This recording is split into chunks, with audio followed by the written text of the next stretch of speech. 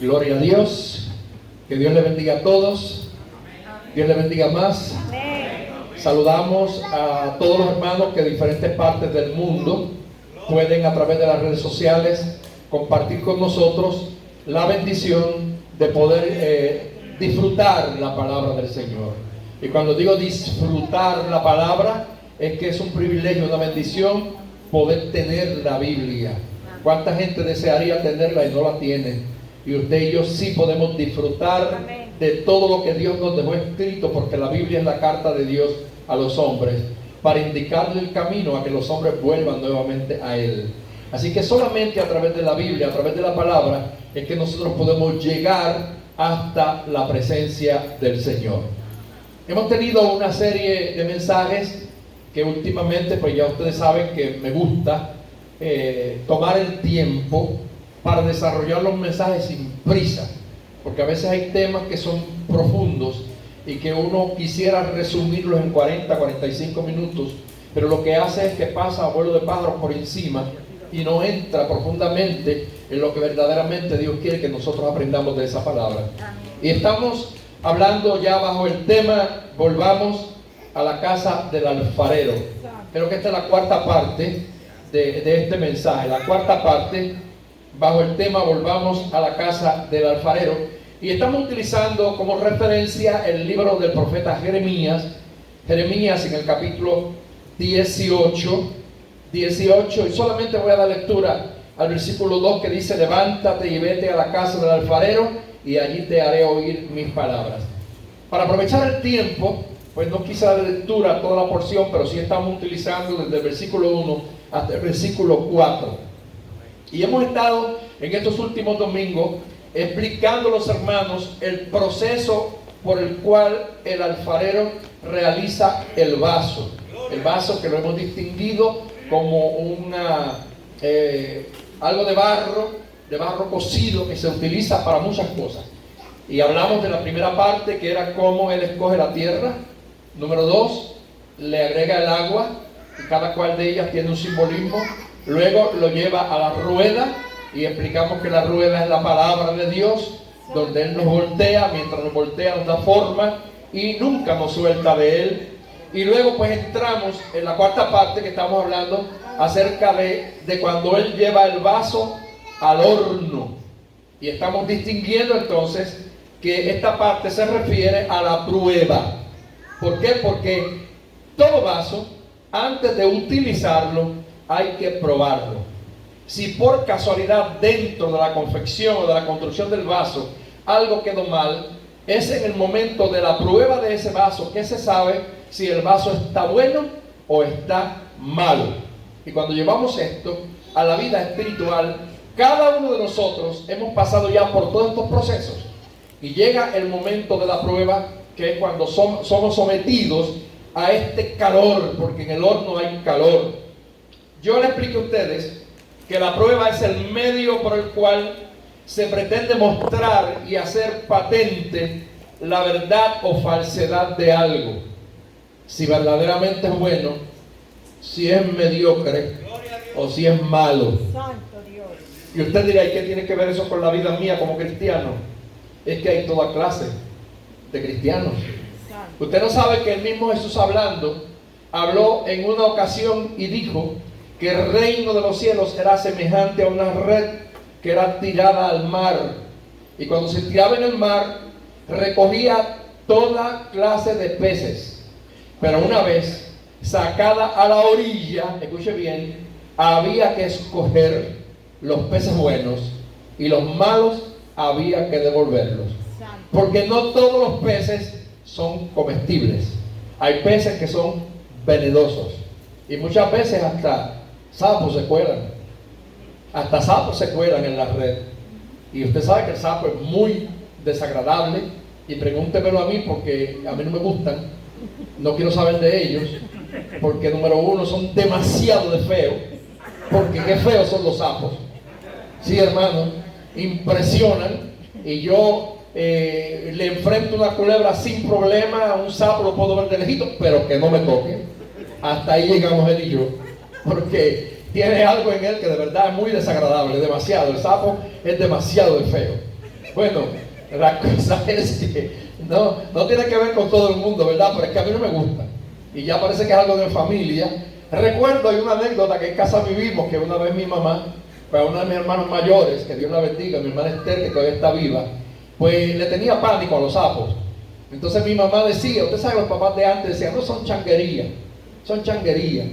Y un día mi hermana estaba sentada en el balcón de la casa en una silla, y mi mamá encontró un sapo y le echó en una funda. Entonces cuando le pasó por el lado vino y le vació la funda en la falda. Y cuando mi hermana vio ese sapo, lo único que hizo fue, ¡ay! Y ahí cayó, se desmayó, perdió el conocimiento. Eso causó un problema grandísimo en casa porque mi papá se puso furioso con mi mamá y mami también lloró muchísimo porque mami dijo, yo pensaba que era de verdad changuería, pero de verdad que le tenía miedo. Entonces fíjese, en el momento de la prueba, tú sabes quién tú eres. Si eres bravo o eres cobarde. En el momento de la prueba es que tú sabes si eres fuerte o eres débil. En el momento de la prueba es que tú sabes si sirve o si no sirves. Pero fíjense bien, ¿por qué ese horno y ese proceso de la prueba es necesario? Porque hay la oportunidad de que si por casualidad en el fuego te craqueas, ese alfarero tiene el poder de volverte a hacer. Él tiene el poder de romper el vaso y hacerlo de nuevo. Escuche bien, más adelante yo predicaré otro mensaje que va a ver por los diferentes tipos de vasos y uno de ellos se llama el vaso quebrado.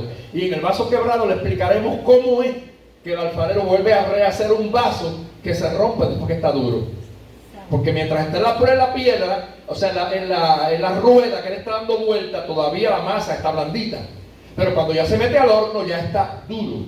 Lo que significa que hay creyentes que muchas veces en su principio de cristiandad pueden fallar y romperse. Pero hay algunos que después que llevan tiempo ya sirviendo a Cristo también se rompen. Por eso es que la Biblia nos dice que si alguno está firme, se cree estar firme, mire, para que no vaya a ser que caiga. Así que aquí la palabra nos explica claramente, hermanos, que es un ensayo, un experimento que se hace a algo para saber cómo resultará en su forma definitiva.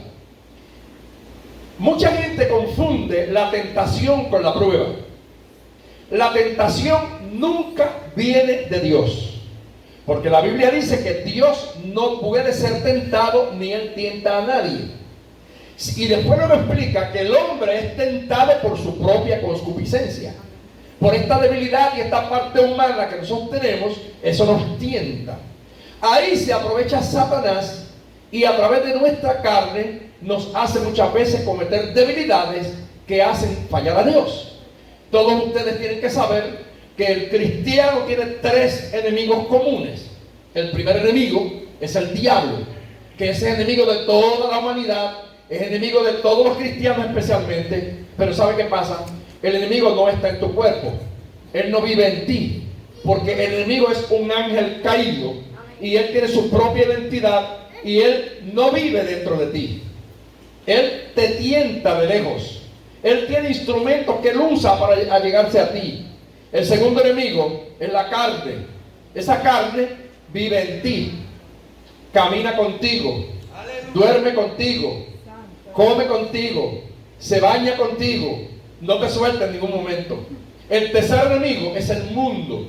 El mundo es lo que te rodea, las atracciones que vienen de afuera, que son hermosas a la vista del hombre. Ahora, de esos tres enemigos, hermanos, el peor es la carne. ¿Por qué es la carne el peor enemigo? Porque como camina en ti y vive contigo, es el acceso, es el medio por el cual el enemigo te toca, por el cual él trata de entrar dentro de ti. Acuérdate bien que tú tienes un cerco, que ya lo explicamos en el libro de Job, que el Señor te ha cercado. Desde el día que tú lo conociste, Él te cercó, y el enemigo no puede pasar ese cerco a menos que tú no le abras la puerta. Él te estará tentando, haciéndote ofertas. El mundo también estará atrayéndote, haciéndote ofertas. Pero es en ti y en mí que está el derecho de decirle, pasa o quédate fuera.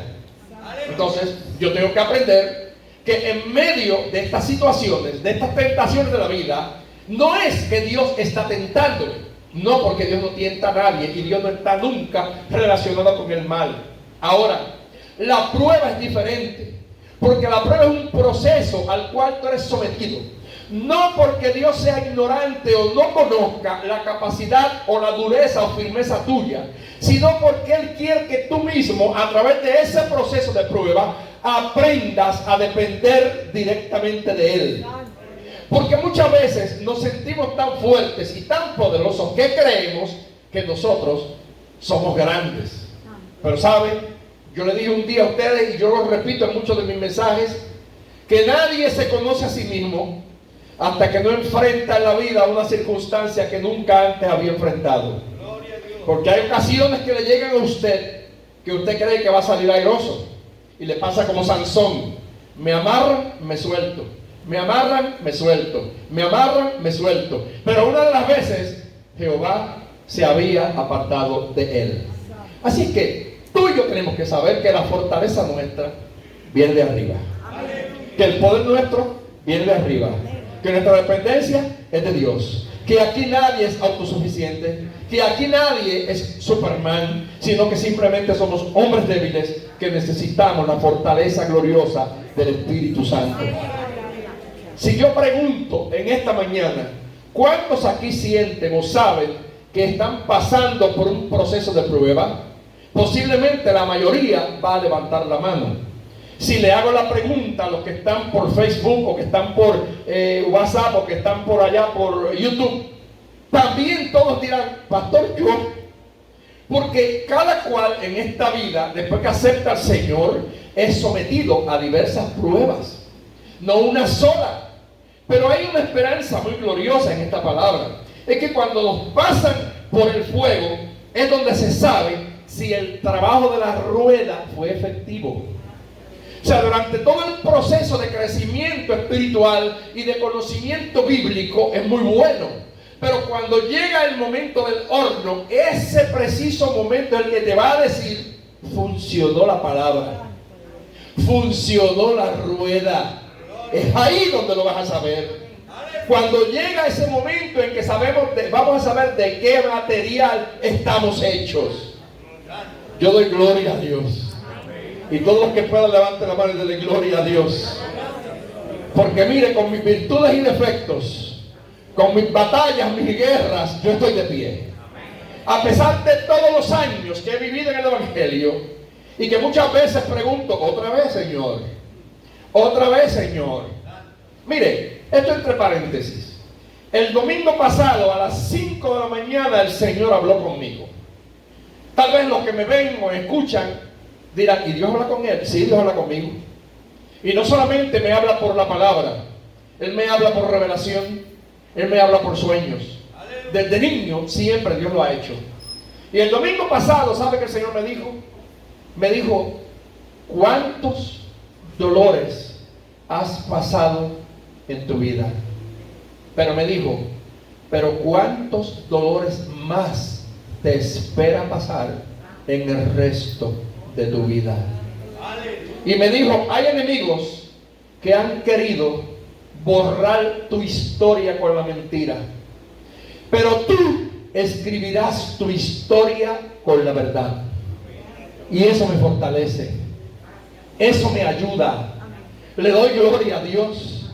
¿Por qué? Porque aunque el anuncio posiblemente no es agradable, yo sé que el que ha estado conmigo en todos los hornos de fuego que he sido metido, se seguirá metiendo en el horno de fuego conmigo. Y que todas las veces que sea echado en el foso de los leones, Él también entrará conmigo y le cerrará la boca a esos leones que me quieren matar o que te quieren matar a ti. Porque estoy hablando en sentido figurado, haciendo referencia a los jóvenes hebreos y a Daniel. Momentos de prueba y de batalla en la vida, donde verdaderamente tú tienes que depender de Dios para que sepas de qué material estás hecho. Muchos perseveran 40 años y en un momento dado le llega un horno por el que nunca habían pasado, y hasta ahí le llegó la fe.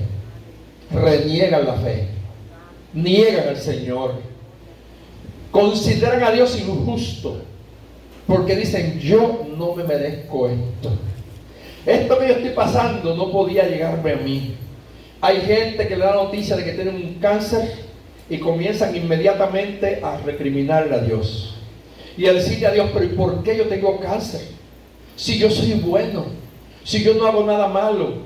Mire, mi querido hermano que me ve y que me escucha, las enfermedades no vienen a ti porque tú seas bueno o porque tú seas malo. Las enfermedades vienen a ti porque es parte de la sentencia que le dieron a Adán por causa del pecado.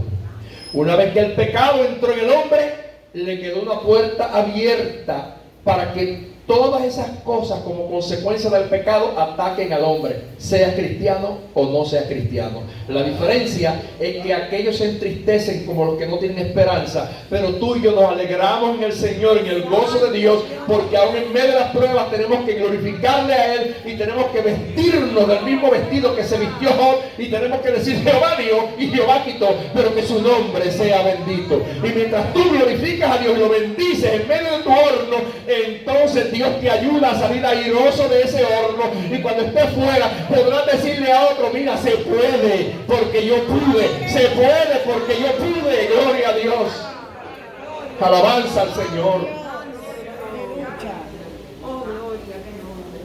¿Qué dice la Biblia?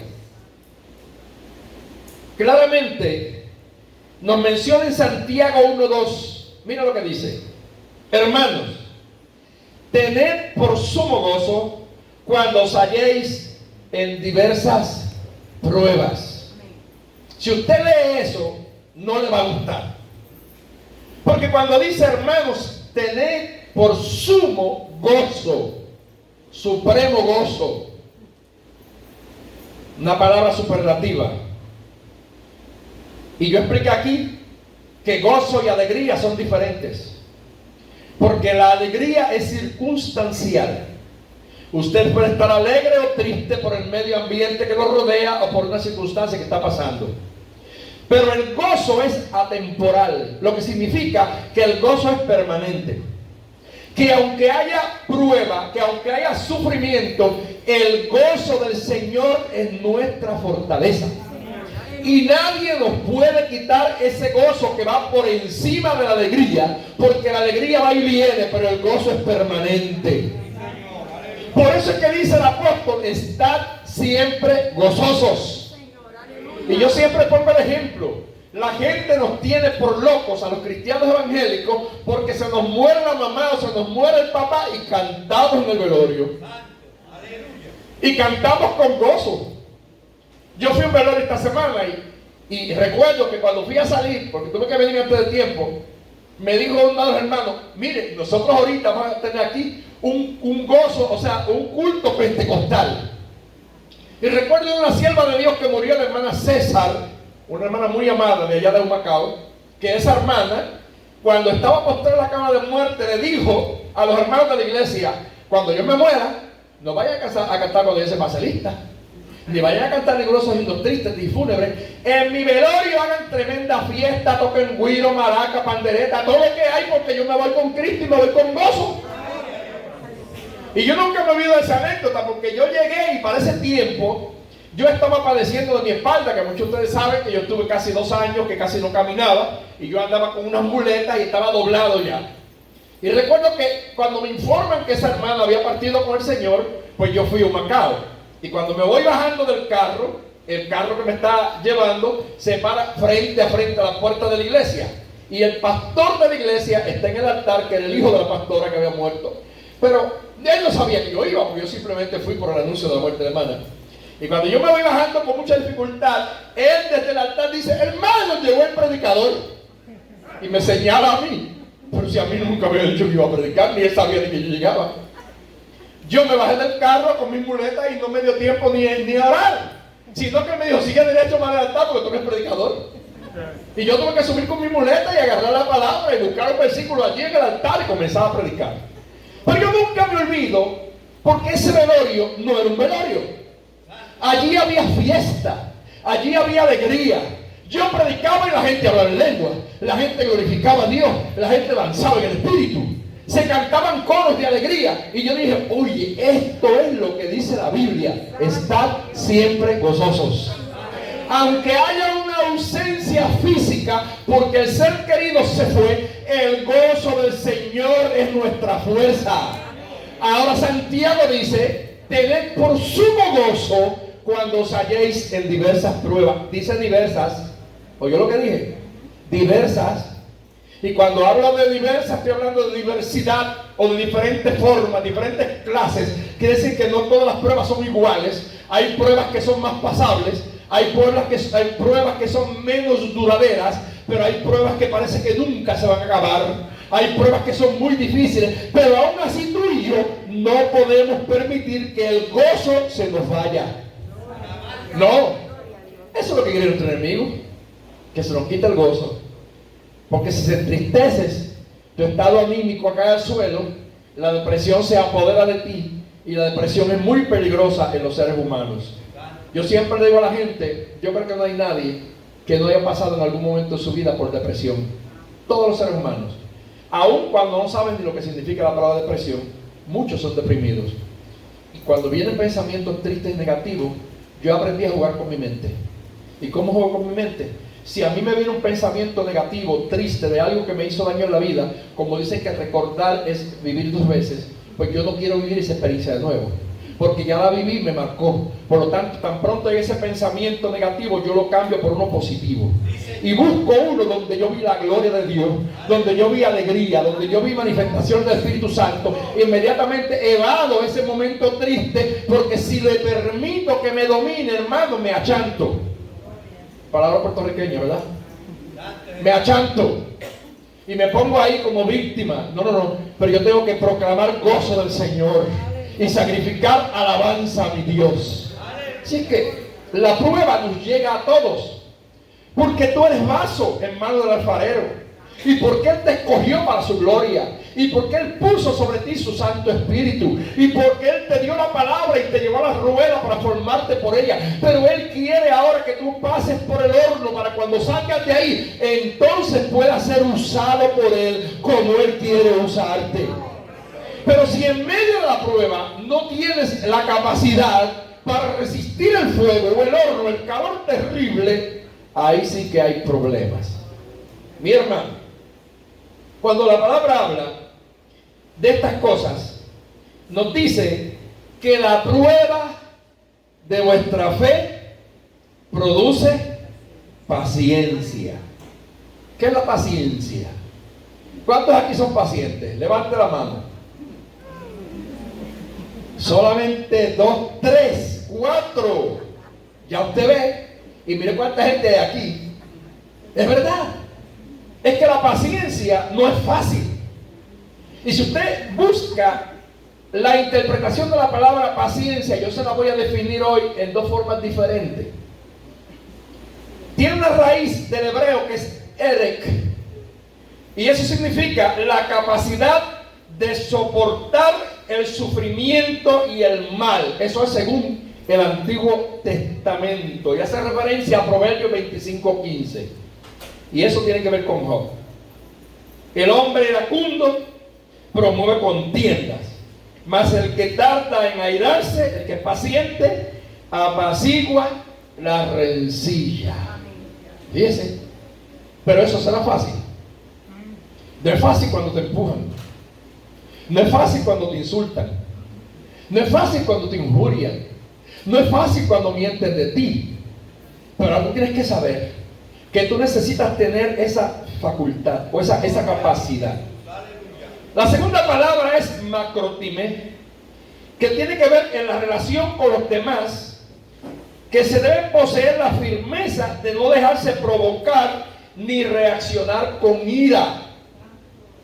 Oiga, que mucha gente hay que le gusta provocar a uno, ¿verdad? Decir lo que decimos aquí en Puerto Rico, gente que le gusta sacarlo de las casillas, que hacen cosas que verdaderamente ponen a prueba nuestra paciencia. Pero recuerde bien, la prueba de vuestra fe produce paciencia. Así que para poder llegar, nos saque de nuestras casillas, porque lo vamos a encontrar todos los días en un semáforo. No ha cambiado la luz y ya usted le pega un bocinazo que usted le estruenda los oídos, y le pasan por el lado y le sacan el dedo. Sí, cuando le pasan. Sí, es verdad, hermano. ¿Sí o no? Ese es el Puerto Rico de hoy. Yo hablo de Puerto Rico. Bueno, y de otros países también. Eso es increíble. La gente vive con una impaciencia tremenda. Pero el cristiano tiene que saber que en medio de todo eso, Dios está permitiendo que tú estés en el horno de la prueba. Para que hables menos. Para que ahora actúes con firmeza. Que actúes con capacidad de lo que es un verdadero cristiano. Fíjese bien. ¿Qué pasa? Que también es la capacidad de padecer o soportar algo sin alterarse. Las primeras dos definiciones son de un diccionario bíblico. Y la tercera definición que le doy es la que da el diccionario de la Real Academia Española. Y dice que la paciencia es la capacidad de padecer o soportar algo sin alterarse. Oiga, qué difícil es esperar. Qué malo es cuando alguien te dice voy a recogerte a las 7 y son las 8 y no aparece. Le empieza una cosquillita a uno, ¿verdad? Debajo de los pies. Y por aquí empieza a dar uno como canillera. Lo que llaman canillera. Y usted comienza a incomodarse. Y la cara comienza a ponerse como roja. Y las orejas cambian de color. Mire cómo se están tocando unos a otros. Porque sabe de cuántos hay aquí que tienen que esperar. Mire, yo le voy a decir una verdad. Y nadie se ofenda. Una de las características principales de un cristiano debe ser la puntualidad. Porque la Biblia dice vuestro sí sea sí y vuestro no sea no. Por ejemplo, si usted sabe que el culto comienza a las 10 menos 5, como más tarde, usted debe estar en la casa de Dios. ¿Se ve? No esperar a las 10 menos cuarto a meterse a bañar. No, sí, yo en lo que da en el devocional llego. No. Usted es cristiano. Usted tiene que saber que la puntualidad lo define. Y que usted tiene que saber que si en el trabajo usted llega tarde, le da un warning o una advertencia y no le pagan, porque le van a descontar si llega tarde. Qué bueno es el Señor que tiene paciencia para con nosotros. Oiga, pero qué grande la paciencia de Dios que ha tenido que soportarnos todos estos años. Yo creo, hermanos, que en la vida cada día aprendemos una lección nueva. Y yo creo que durante el proceso en que Dios te mete en el horno, te va enseñando diferentes cosas que a veces son elementales, pero que de verdad perjudican tanto a ti como a la otra persona. Se acabaron los amenes. Bueno, la cosa es, gloria a Dios, la cosa es que ese punto a mucha gente no le gusta que se lo toquen, pero es la verdad. No hay cosa más difícil que tener que esperar por aquel que quedó de llegar o por aquella que quedó de llegar y no llega. Usted no encuentra de qué hacer. Entonces, bueno, una vez yo recuerdo teníamos una boda en San Martín. Imagínense, a veces en San Martín, como yo iba, tenía que casar hasta 4 parejas la misma noche, porque no había un ministro ordenado, y entonces citábamos a todo el mundo para la fecha que yo iba, y a veces yo tenía que hacer 4 bodas. Tenía 4 novios y 4 novias ahí al frente. Y yo pues, te declaro marido y mujer, te declaro marido y mujer, lo declaro marido y mujer, te declaro marido y mujer. Y usted sabe, una oración general, la declaración es aparte, los juramentos aparte, pero la oración general para los 4. La cosa es que a veces algunos llegan a tiempo y otros no. Entonces el culto haitiano en una ceremonia es muy formal. No es como acá en Puerto Rico que las bodas simplemente se hace una marcha anunciada a la gente y ya. Allá no, allá es un culto completo. Allá se da un devocional, allá después entran los novios, se da una predicación y todo. Es más, hasta ofrendas recogen el culto. Es un culto completo. Y llegó un momento en que la gente, algunos no querían casarse juntos. Y decían, no, pues yo me quiero casar a las 6. Y el otro, pues yo me caso a las 7. Así que yo tenía que estar preparado para hacer una boda a las 7, una a las 6, así. Pero después tuve que cortar eso. ¿Por qué razón? Porque la de las 7, la de las 6 me aparecía a las 7. Y la de las 7 me aparecía a las 8. Y las 8 me apareció a las 9. Y qué chévere, ¿verdad? Muy fácil llegar para que después el pastor, que es el último que tiene que irse, tiene que esperar a casar a todo el mundo. Bueno, pues llegamos a un acuerdo el pastor y yo. El pastor de allá, local, y yo, bueno, como en esta boda hubo un problema, en la próxima boda que haya, si es a las 6, escuchen bien, novios, se lo dijo a todos los novios, el culto va a empezar a las 6, el punto. Así es que si ustedes no llegan a tiempo, cuando ustedes lleguen, ya el culto se va a acabar. Y no hay boda. Porque es a la hora que le dijimos.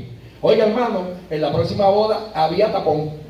Pero estaban los carros de los novios uno detrás del otro a las 6 en punto. Gloria a Dios. Hay un proceso en la vida donde todos tenemos que aprender lecciones. Y todas las lecciones son ¿para qué? Para aumentar la capacidad de tu conocimiento.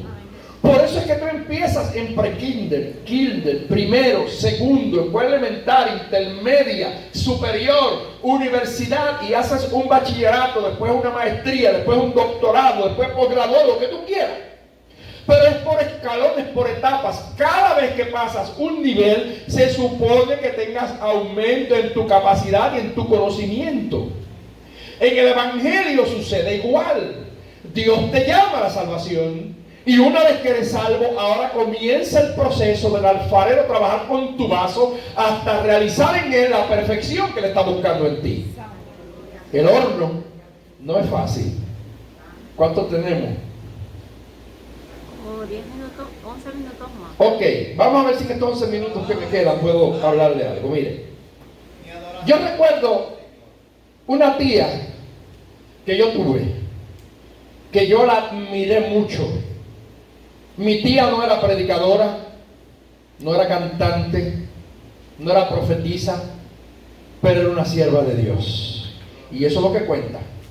Porque la gente a veces se recuerda por los ministerios o por las cosas que llegaron a hacer. Y muchas veces no se acuerdan de que esos calladitos en la iglesia son los que muchas veces mantienen la iglesia de pie. Que no brincan mucho, que no saltan mucho, que no predican mucho, pero que viven en la rodilla. Y que están orando por los hombres y las mujeres de Dios. Gloria a Dios. Y yo aprendí una lección de ella, que la voy a contar en breves palabras, porque yo la he usado en otras ocasiones a ella como un ejemplo. Y yo a ella la comparé como el Job, o la Job de nuestro tiempo. Aleluya. Mi tía, una mujer de Dios, en el tiempo antiguo, sabe que había personas que la gente era muy pobre, y había gente que venían de los pueblos y se llevaban muchachas de los campos a trabajar en casas de personas para supuestamente ayudar económicamente. Pero ustedes no tienen idea de cuántas violaciones y de cuántos abusos hubieron de muchachas de campo pobres que fueron llevadas a las ciudades para trabajar en casas de familia. Y precisamente mi tía, como mi mamá, tenía muchos hijos. Ella tenía 14, la mía 14 también, de los que criaron, sin contar los que se murieron. Y una de sus hijas se fue a trabajar a un campo, o sea, a una ciudad, salió del campo, y por allá fue engañada por un hombre que era casado, se pintó como que era un muchacho joven, y la engañó, la embarazó. Y después que ella tenía una niña de 7 años, el hombre desapareció con la niña. Esa joven cayó en una crisis terrible y perdió la mente. Cayó en un manicomio por la pérdida y la desaparición de su hija. Mi tío se levantó una mañana muy temprano y se fue a buscarla porque hacía muchos años que no se sabía de ella. Humacao a Cabo Rojo, muy lejos. Y ahora es pegado así por las autopistas. Y todo el mundo tiene carro, por aquel tiempo eran carros públicos. Y cuando él llegó, encontró a su hija metida debajo de una cama, porque había perdido la mente, estaba loca de remate por la desaparición de su hija. Él se la trajo. Y yo recuerdo ese día cuando ella llegó al campo, llegó a la casa de su mamá, todo el mundo le tenía miedo porque era muy agresiva. Y mi tía, la mamá de ella, comienza a sufrir con esta muchacha. Tenía ya un caso donde otra de sus hijas había tenido un niño y lo había abandonado, porque esa fue la verdad. Y mi tía se hizo cargo a él porque el niño de los 9 años empezaron a darle ataques epilépticos y la madre no lo quiso y mi tía tuvo que criarlo y soportar los ataques epilépticos, que a veces eran varios en el día, y eso lo hizo terminar también en una locura, que a veces el muchacho rompía todo lo que había en la casa, no había quien lo soportara. Así que ya son 2 casos. Mientras tiene esos 2 casos, otra de sus hijas da a luz. Y cuando hay complicación en el parto, le subió eso que dicen, que la gente antes decía que le sube la pulga. ¿Se acuerdan de eso que decían? Que le daba, y perdía la mente también. Y se la traen a ella de Estados Unidos, la tercera hija, en la misma condición. Y mi pobre tía bregando con 3 casos. No era fácil. Pocos días después, a uno de sus hijos varones que está en Estados Unidos, se fue en un tren. Y empezó a viajar en el tren un fin de año y se perdió. Y perdido en el tren, se congeló Se cayó a las calles y lo encontraron congelado. Todavía le quedaba vida y tuvieron que cortarle todos los dedos de los pies y parte de los dedos de las manos para poder hacer que la sangre corriera y poder entonces que el muchacho volviera a la vida.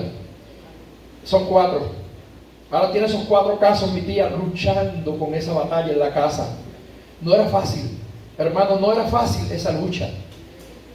Todavía no se ha acabado el problema. De repente, la otra hija, la menor de todas, desaparece. Un hombre, prácticamente, bueno, la secuestra. Se la llevó y por más de 7 años no sabía del paradero de aquella hija. 5 sufrimientos. 5 sufrimientos. Todavía no ha terminado la batalla. Ahora su esposo se queda ciego, completamente ciego. 6 casos. Y mi tía sigue luchando con esa situación. Y en lo que yo los llevo es que yo recuerdo que una tarde ella llegó a mi casa y en mi casa se sentaban todos los vecinos, todos los familiares venían por las tardes y mi mamá era bien fuerte de carácter y mi mamá como que era una consoladora. Y recuerdo que estaba ahí sentada y mi mamá en otra silla y yo siempre entre los viejos, porque yo siempre estaba entre los viejos. Por eso me puse viejo antes de tiempo, porque yo vivía entre los viejos. Yo niño siempre estaba con las personas mayores. Ni me gustaba estar con los muchachos jugando, era con los viejitos aprendiendo. Y recuerdo que ella empieza a contarle a mi mamá del evento de ese día, que había sido terrible, donde los que estaban mal de la mente se habían puesto a pelear unos con otros, habían roto trastes, habían roto vitrinas, habían hecho desastres en la casa. Ella no sabía qué hacer. Ella contando eso tranquilamente. Mientras ella está contando, mi mamá estaba lágrima viva. Mami lloraba y lloraba y lloraba escuchando el relato de su hermana. Y cuando mi tía termina de hablar, mami le dice: Cristina, yo no te entiendo. ¿Cómo es que tú estás pasando tantas pruebas a la vez y tú no botas una lágrima? Y nunca a mí se me olvidarán estas palabras de mi tía. Se le quedó mirando fijamente a mi mamá y le dijo: Margot, ¿sabes qué pasa? Que la fuente de mis lágrimas ya se secó. Yo lloré tanto y tanto y tanto que ya la fuente de mis lágrimas se secó. Esas palabras traspasaron mi corazón, siendo yo un muchachito. Tal vez yo tenía para ese tiempo 14 o 15 años, pero esa imagen quedó grabada en mí. Y desde ese día yo la llamé a mi tía la Job de nuestros tiempos. Porque no solamente eso, para terminar el relato, pocos días después cae ella postrada en una cama con cáncer y muere de cáncer en el hígado. Fue unos sufrimientos que nadie podía explicarlos, que nadie podía entenderlo. Ella nunca se lo ganó.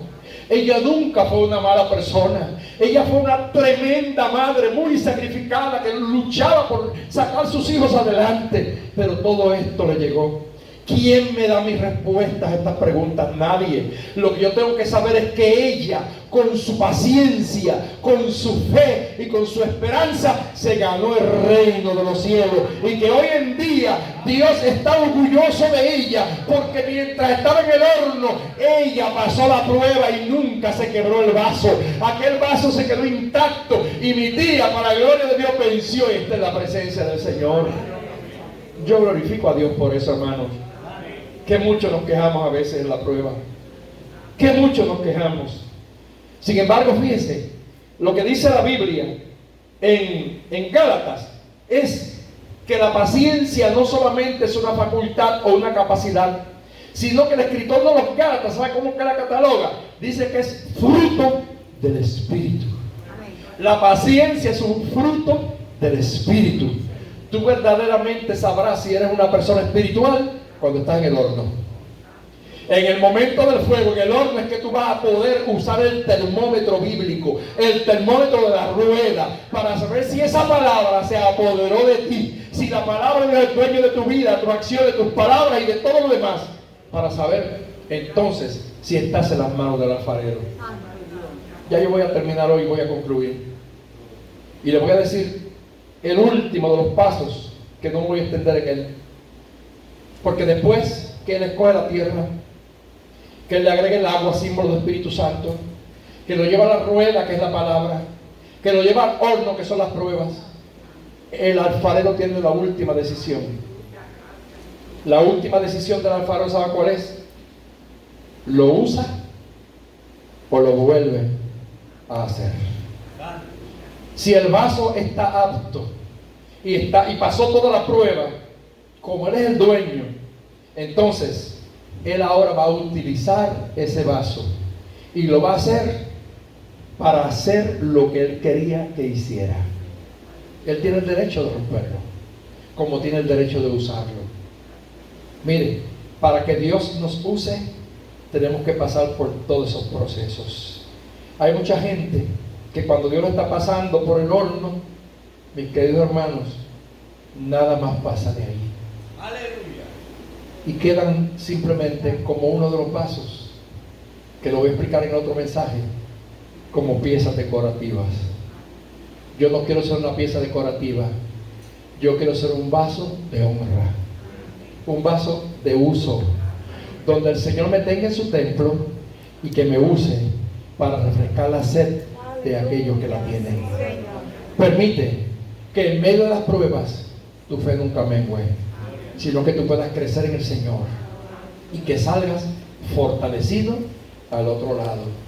Yo pasé una prueba en mi vida muy difícil en mi familia, y cuando pasé esa prueba, por poco me muero, por poco me vuelvo loco, salí corriendo. Estuve 3 días que no sabía ni quién era, porque el golpe fue terrible en mi familia, y Dios sabe a qué me refiero, y la iglesia también sabe. Y pasaron 2 años, y cuando pasaron 2 años se repitió la misma prueba en otra de mis hijas. Y cuando se repite la misma prueba, mi actitud fue totalmente diferente. En la primera, por poco me vuelvo loco. En la primera, por poco me muero. Pero cuando llegó la segunda, yo me paré de frente y me senté. Cuando leí la carta de lo que había pasado en mi casa y que me explicaba lo que había sucedido, ¿sabe qué hice? Me fui al baño, me bañé, me refresqué, me perfumé, me senté en la mesa y le dije a Candy, sírveme que voy a comer. Y comí tranquilo. Y ahí no lloré, ahí no me volví loco, ahí no salí corriendo. Y después yo dije, es que la primera vez que me metieron en el horno, mi barro se fortaleció, se puso duro, se puso sólido, y ahora cuando me volvieron a meter en el horno, ya mi vaso no se rompe. Ya mi vaso tiene la fortaleza necesaria para poder pasar esta prueba. Y estoy en victoria. 20 años después, 21 años tiene la primera prueba y 19 la segunda, 18. Y estoy de pie. Y hoy glorifico a Dios. Y esas pruebas trajeron fruto. Así que, hermano, no lamentes. Dale gloria a Dios. Y cada prueba permite que el Señor te haga más fuerte. Que tu barro se seque más. Que tu barro se solidifique para que puedas salir al otro lado airoso. Dios te bendiga. Dios te guarde. Gózate en esta palabra. Pon en práctica y que sea de lección para tu vida. Gracias damos al Señor. Alabado el nombre de Jesús.